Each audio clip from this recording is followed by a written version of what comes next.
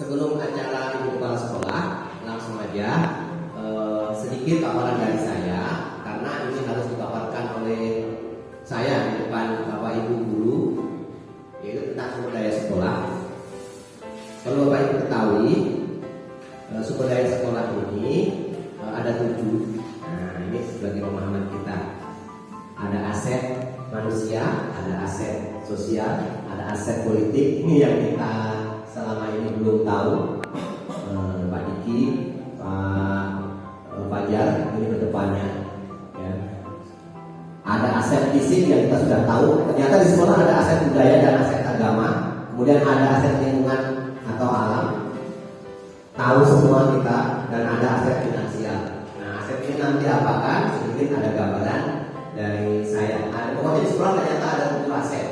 Bagi Bapak Ibu yang belum tahu, ada gambarannya 7 aset ini. Ini aset apa? Aset apa? Ada 7 ini. Nah, kalau sumber daya manusia semua sudah jelas. Ada berapa? Ada 3 jenis, yaitu Bapak Ibu Dewan Guru dan Kepala Sekolah, kemudian staf tata usaha, kemudian murid. Ada lagi kantin. Gitu. Nah, bagaimana memberdayakannya? Tergantung kita di bawah komando kepala sekolah. Nah, di sekolah ada ini terindikasi siapa saja, Bapak Ibu guru, kemudian murid-murid, tata usaha, oh iya satu lagi pengawas. Gitu. Kemudian satpam, pesuruh, itu termasuk TU juga, pedagang kantin. Nah, ini kemarin setelah diskusi sama Ibu Kepala Sekolah. Kemudian sumber daya sosial, apa sih sumber daya sosial? Sumber daya sosial itu yaitu hubungan antar sumber daya manusia tadi, misalnya guru dengan guru, sering berbagi praktek baik. Kemudian kepala sekolah dengan guru, mungkin nanti ada yang namanya sumber daya politik. Nanti ada kepala sekolah sama guru, kepala sekolah kan punya hak untuk berkolaborasi dan memberi amanat kepada guru. Nah, itu hubungan itu sumber daya sosial, tapi nanti termasuk sumber daya politik. Jadi hubungan antara guru dengan siswa, siswa dengan siswa, kita dengan orang kantin, kita dengan penjaga, kita dengan komite, itu sumber daya sekolah. Kemudian nanti ada komunitasnya kalau berkembang. Kita mungkin ada komunitas atau berbagi praktek baik nanti ya. Sumber daya sosial.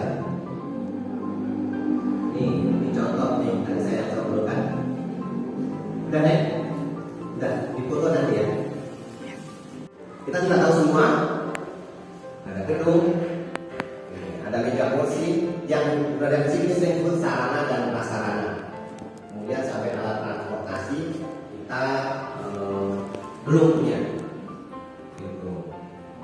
Nah, yang dijadikan sarana fisilitas apa? Ada ruang kelas, kemudian perlengkapan apa saja. Kalau sarana itu kalau nggak salah itu ya, yang tetap kayak gedung, kelas. Kalau prasarana itu yang melengkapinya, gitu, penunjangnya. Misalnya ya buku-buku, mesin komputer, laptop dan lain sebagainya.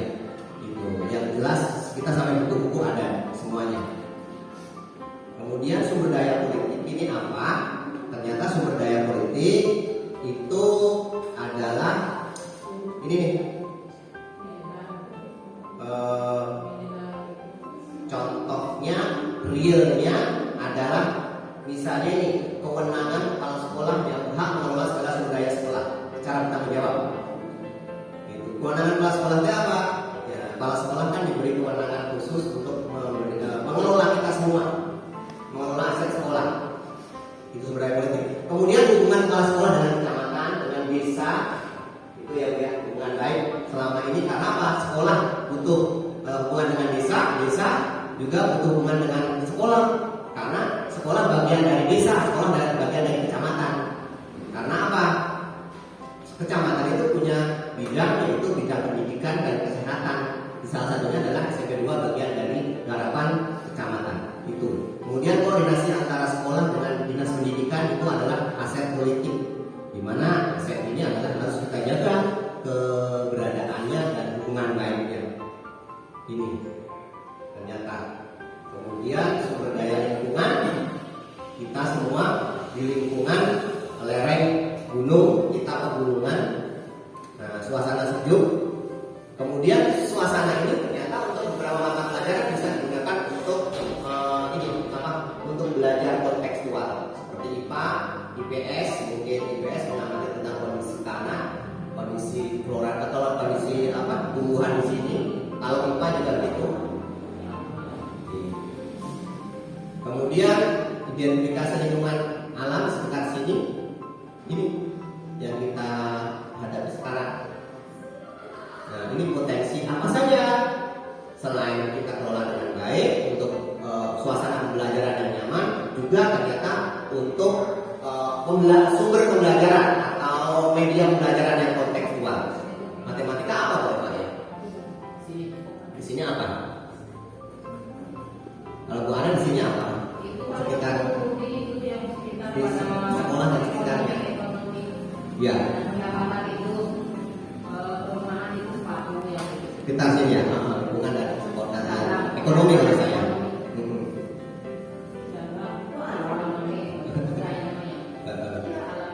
Kemudian ternyata kita harus memberdayakan sumber daya budaya dan agama. Misalnya apa Bapak Ibu? Beberapa murid saya, murid kita ada yang Hindu sama Kristen ada ya? Nah ini sebagai bahan pembelajaran kita untuk menanamkan toleransi terhadap ini. Jadi semua ada Hindu satu atau dua orang, Kristen berapa orang? Itu ternyata untuk membudayakan kita dan anak untuk latihan toleransi dan mengenal keberagaman. Nah, termasuk itu yang toleransi bukan kita ke dia, tapi dia ke kita juga. Si Kaisar juga pakai kerudung, gitu. Nah itu contoh saja. Jadi kemudian budaya, termasuk budaya-budaya religi kita, misalnya ada Buddha, Rajaban, Babajakan, Perang dan lain sebagainya. Ternyata itu adalah bagian budaya yang membuat kecurangan, membuat hubungan antar kita, berarti aset sosial itu berhubungan dengan aset sosial juga. Jadi kondisi hubungan antar guru, siswa dengan siswa itu gara-gara budaya mungkin bisa harmonis dan lain sebagainya. Ini adalah aset budaya dan aset agama, termasuk PHBI, anak kayak Buddha, Rajaban dan sebagainya itu sering kita laksanakan dan itu benar menjadi budaya yang baik. Itu. Kemudian sumber daya finansial. Kita tahu semua dikelola oleh Pak Cecep, bos. Ada dua bos. Nah ini Bapak Ibu, bos reguler sama bos kin. Bos kin ini yang sekolah pula. Nah, bos kin sumbangan dari orang tua siswa yang mungkin untuk beberapa kegiatan seperti perpisahan. Itu Bapak Ibu paparan dari saya. Nah sedikit penting, ternyata pengelolaan aset ini tidak melulu kita memperhatikan kekurangan kita. Ada pengelolaan aset atau sumber daya yang lebih bagus, yaitu pengelolaan aset yang berbasis kekuatan. Kalau ini berbasis apa? Kekurangan. Jadi kalau kita mengelola suatu aset atau memanage suatu aset di sekolah atau di mana saja itu hanya melihat kekurangannya atau kelemahannya, itu nggak akan maju, nggak akan kreatif. Contoh, saya tadi ingin kegiatan kegiatan tentang sarana kita tadi keluhan sudah diantisipasi ke saya, pasti nanti tentang soundnya bermasalah karena kalau sudah ini ya bermasalah benar gitu. Sumber daya manusia itu bermasalah. Udah tahu itu nggak bisa dicoba. Udah, saya bawa satu udah. Benar. Cuma satu yang saya bawa ya nih. Kalau saya, Pak Nanda jangan digoreng terus. Saya kesini, pokoknya kesini lah. Ayo kita berdayakan yang ada. Coba Pak Nanda cek lagi sound yang bisa dipakai apa. Oh iya, yang speaker aja yang buat pemacaran. Nah itu. Iya. Gak dipasang. Akhirnya ya, itu contoh dari memberdayakan yang ada. Jadi ternyata di sekolah itu benar-benar harus kreatif, memberdayakan yang ada. Misalnya nggak ada, ya yang kita yang ada aja. Kemudian kita olah, kita optimalkan, termasuk tidak hanya sarana, termasuk sumber daya manusia, kemudian hubungan. Nah, kita termasuk yang ini belum optimal dalam pengembangan sumber daya sosial keuangan. Termasuk itu yang kita rencanakan adalah sering sharing berbagi praktek lain dan sebagainya, ya kan? Nah, itu belum. Itu. Kalau sumber daya politik itu ranah dari ibu dan ranah dari wakasek siswa, wakasek para wakaseknya, terutama yang ini. Kita punya ranah sumber daya politik terhadap murid saja, ya kan? Kekuatan kita, hak kita terhadap murid itu sebagai guru ya. Nah, Bu Eva, Bu Cucu itu mungkin punya, Bu Mei itu punya kekuatan atau hak juga untuk mengajak temannya untuk berkolaborasi dalam kegiatan kampanye. Dan yang paling utama adalah ibu kepala sekolah. Karena ibu kepala sekolah adalah yang mengendalikan semuanya. Itu sumber daya politik. Itu jadi lebih baiknya kita belajar semua, yaitu apa? Pendekatan berbasis kekurangan itu kita hindari. Gitu. Misalnya di kekurangan yang dimiliki mendorong cara berpikir negatif, yang akhirnya kita berpikir negatif, ngeluh terus isinya. Gitu. Menghalangi tercapainya kesuksesan. Semakin lama secara tidak sadar kita menjadi orang yang tidak nyaman dan mudah. Menjadi kita buta terhadap potensi yang luar kita. Nah, isinya suhudon ke teman, suhudon ke atasan, dia mahal gitu ya, bobo. Nah, ini juga nanti dibawa oleh Bapak Ibu. Siapa tahu nanti berorganisasi di mana di masyarakat, atau nanti suatu saat akan berkarir, atau suatu saat menjadi ketua apa di kegiatan di sekolah, itu kayak gitu. Jadi kalau bisa pendekatannya adalah berbasis aset, apa yang ada di dalam kepanitiaan, kemampuan apa, sumber daya apa yang ada di sekolah, aset-aset apa atau prasarana apa yang kita berdayakan. Gitu. Sambil nanti tentunya apa pasca kegiatan itu untuk evaluasi. Itu termasuk ini tadi yang kita evaluasi. Di sini nih kekurangan kekuatan internet di sini itu menjadi keluhan. Soalnya di sini tempat rapat itu aja. Dan ini Bapak Ibu perlu diketahui penting banget ini. Pendekatan berbasis kekurangan, perbedaannya apa, perbandingannya. Nah, kalau berbasis kekurangan itu apa? Fokus pada masalah dan isu. Kalau berbasis kekuatan, fokus pada aset atau kekuatan. Kalau berbasis kekurangan, berputar pada masalah utama. Nah, kalau aset atau kekuatan membayangkan masa depan. Maksudnya dalam kegiatan, kalau kita terpacu pada kalau kudu sukses kegiatan saya. Kalau Bapak Ibu menjadi ketua atau apa dalam panitiaan apa, kudu sukses kegiatan saya. Berkusnudon di dalam kerja kita. Gitu. Kemudian yang kedua, ketika mengenai kebutuhan atau kekurangan, selalu ditanya apa yang kurang. Nah, kalau berbasis kekuatan, berpikir tentang kesuksesan yang telah diraih dan kekuatan untuk mencapai kesuksesan tersebut. Nah, mungkin berdasarkan dulu pengalaman dulu ada kesuksesan apa. Kalau bisa seperti itu, kita sudah punya potensi yang bagus. Kemudian keempat, fokus mencari bantuan dan sponsor. Kalau berbasis kekurangan, kalau berbasis aset, mengorganisir sumber daya yang ada, potensi yang ada. Ini kalau berbasis aset. Kemudian yang kelima, merancang program. Kalau yang berbasis kekurangan, merancang program proyek untuk menyelesaikan masalah. Tapi kalau yang berbasis kekuatan adalah apa? Merancang kegiatan berdasarkan visi dan kekuatan. Visi berarti kita progresif melihat ke masa depan, di mana kegiatan kita sukses, di mana kita memberdayakan yang ada. Itu karena selama ini belum optimal dalam memberdayakannya. Gitu. Kemudian terakhir adalah mengatur kelompok yang melaksanakan proyek. Kalau ini berbasis kekurangan, kalau yang berbasis aset, melaksanakan rencana aksi yang sudah diprogramkan. Jadi tentunya kita ketika awal kegiatan itu ada program. Nah, patokannya itu saja.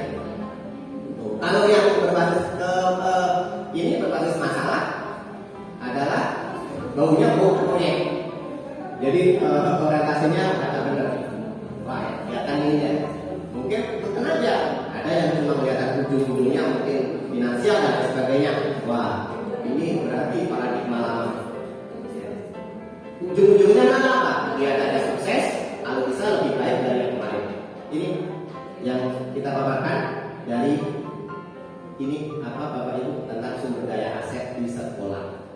Ada 7 dan sumber daya aset ada 7 ini ternyata tidak hanya di sekolah. semua. Dimanapun Bapak Ibu nanti memimpin suatu kegiatan atau mengikuti suatu organisasi, ini yang ada.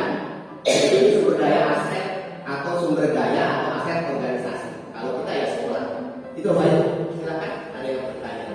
Kalau yang hubungan kita dengan komunikasi kayak itu kalau Itu karena sifatnya itu sosial, bukan sosial. Sosial. Gitu. Dan itu luar biasa itu harus kita perhatikan itu. Oh itu lagi sekolah untuk kehidupan sekolah itu. Iya. Gitu. Apalagi apa itu? Buat tema? itu bedanya yang tadi yang buat masalah berdasarkan masalah sama yang Oh, lainnya. iya. Bedanya itu kayaknya yang karena bedanya kita udah optimis ya kita Optimis, husnudon, percaya diri punya program, percaya diri, memberdayakan yang ada. Kalau sebaliknya ngeluh, pesimis, bersyukur. bersyukur dengan apa yang ada. Syukur. Jangan kita sering yang melatih, tapi kita sering melatih. Betul ya. Lagi ininya sekarang ya lagi ngadepin kegiatan yang luar biasa tuh. Ayo. Saya aja gitu. Saya kita aja dulu itu yang kemarin pas pembicaraan yang kemarin gedung itu ya, yang luar biasa Pak Chandra itu rencana dia tentang dekorasinya dan lain sebagainya. Aduh dia ternyata miskomunikasi yang fatal itu ya. Ya udah, pokoknya apa yang ada, kegiatannya apa yang ada. Solusinya bagaimana secepatnya untuk berhubungan dengan dekorasi dan lain sebagainya, saya secepatnya aja. Gitu. Itu contoh. Gitu. Jadi ternyata kalau kegiatan itu menghadapi masalah itu jangan hanya mikir masalah aja terus, mikir masalah aja terus. Mana dari ini. Tapi juga apa? Pokoknya gimana kedepannya sukses, solusi secepatnya. Berarti harus ada refleksi. Ya. Refleksi jadi kita kalau refleksi kita bisa saja dari kekuatan itu kan dari kekuatan meningkatkan kekuatan itu berarti kan bapak di sini atau yang lainnya butuh sesuatu untuk meningkatkan kekuatan aset tersebut. Ya. Itu sesuatu itu bisa kreativitas, bisa Kewirausahaan jadi ya. kan kewirausahaan kan biasanya harus mencari uang ya. Jadi bagaimana kita menyelesaikan masalah untuk kewirausahaan. Ya, pertama itu Bu. Pertama mengenai apa? Kalau sesuatu ada yang ada masalah yang kurang dan lain sebagainya. Ada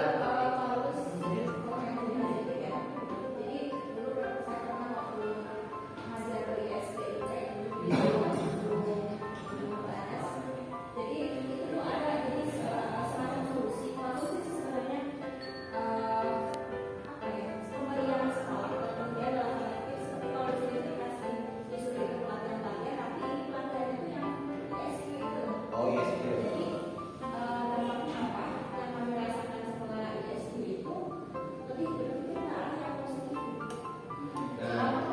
itu luar biasa. Itu.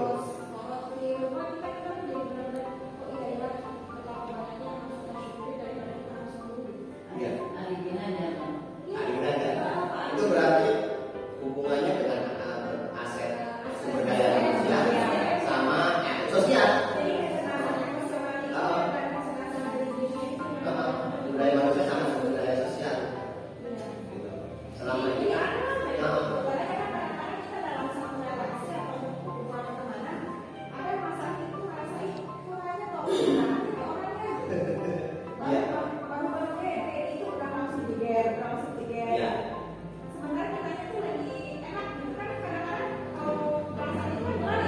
Iya, benar.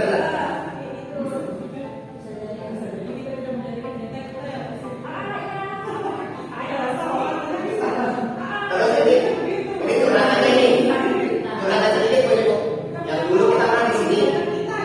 Yang kita pernah praktek berbagi baik selama itu kan Pak Anto ya. Pak Anto memberi apa?